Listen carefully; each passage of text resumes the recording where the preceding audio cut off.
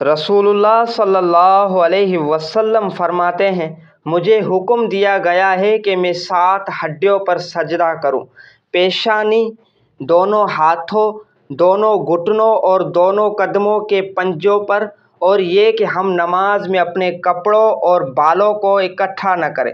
ہر بہن بھائی کے لیے ضروری ہے کہ وہ سجدے میں ان 7 اعضاء کو خوب اچھی طرح مکمل طور پر زمین پر ٹکا کر رکھے اور اطمینان سے سجدہ کرے۔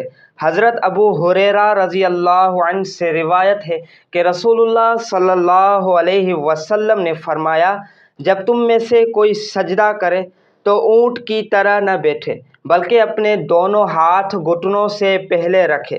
سجدے میں گھٹنے پہلے رکھنے والی وائل بن حجر رضی اللہ عنہ کی روایت کو ابو داؤد، امام دارقطنی، بیہقی اور حافظ ابن حجر رحمہ اللہ نے ضعیف کہا ہے۔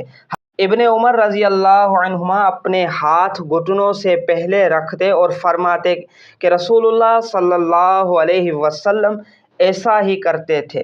سجدے میں پیشانی اور ناک زمین پر ٹکائے۔ سجدے میں دونوں ہاتھوں کو کندھوں کے برابر رکھے۔ سجدے میں دونوں ہاتھوں کو کانوں کے برابر رکھنا بھی درست ہے۔ سجدے میں ہاتھوں کی انگلیاں ایک دوسرے سے ملا کر رکھیں اور انہیں قبلہ رخ رکھیں۔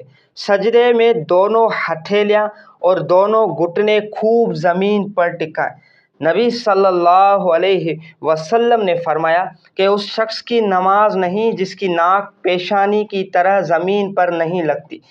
پاؤں کی انگلیوں کے سرے قبلے کی طرف مڑے ہوئے رکھیں اور قدم بھی دونوں کھڑے رکھیں۔ ایڑیوں کو ملائیں۔ سجدے میں سینہ، پیٹ اور رانیں زمین سے اونچی رکھیں۔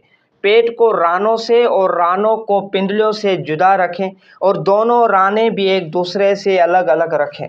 سجدے میں کہنیوں کو نہ تو زمین پر ٹکائیں اور نہ کروٹوں سے ملائیں بلکہ زمین سے اونچی کروٹوں سے الگ کشادہ رکھیں۔